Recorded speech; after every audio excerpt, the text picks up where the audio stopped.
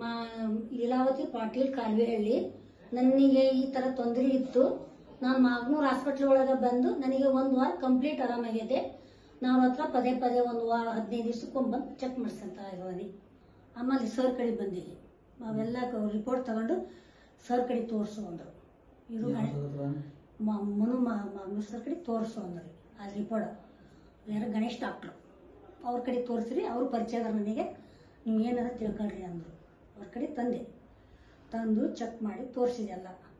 ಆಗ ನೋಡೋಣಮ್ಮ ಈ ಅವ್ನು ಬಿಟ್ಬಿಡು, ನೀವು ಅವ್ರು ಕೊಟ್ಟ ಗುಳಿಗೆ BP ಗುಳಿಗೆ ತಗೊಳ್ಳೇಬೇಡ, ಬಿಟ್ಬಿಡು, ನೀವು ಕೊಟ್ಟು ನಾವು ಕೊಟ್ಟು ತಗೋಣಕತ್ತೀವಿ. ಅವ್ರ ಹತ್ರ ಬರಕತ್ತಿ 1 ತಿಂಗಳಾತ್ರ ನಾನು ಬಂದು. ಭಾಳ ದಿವಸ ಇಲ್ಲ ಇವ್ರ ಕಡೆ ಬರಕತ್ತಿ ಅಂದ್ರೆ ಕರೆಕ್ಟ್ 3 ವಾರ ಬಂದೆ. 3 ವಾರ ನಂತರ 3 ವಾರ ಬಿಟ್ಟು ಬಾ ಅಂದ್ರೆ ಅವರು.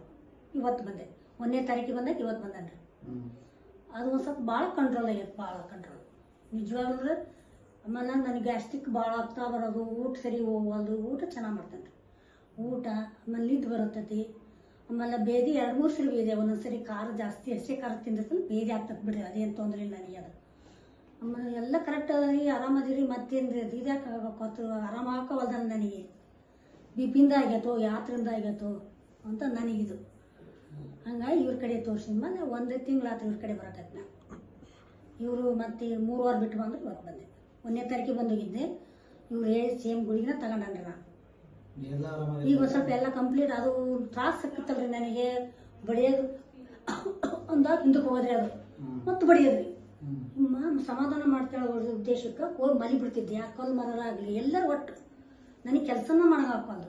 ಅದಾದಾಗ ಅದು ಒಂದು 10-15 ನಿಮಿಷ ನಾನು ರೆಸ್ಟಿಂಗ್ ತಗೊಂಡು ಆರಾಮಾಗದ್ರಿ. ಸ್ವಲ್ಪ ಏನರ ಆಹಾರ ಅದ ತಿಂದು ಇಲ್ಲ ಮಜ್ಜಿಗೆ ಒಂದು ಸ್ವಲ್ಪ ಏನಿದೆ ಮತ್ತಿತ್ತ ಅವರು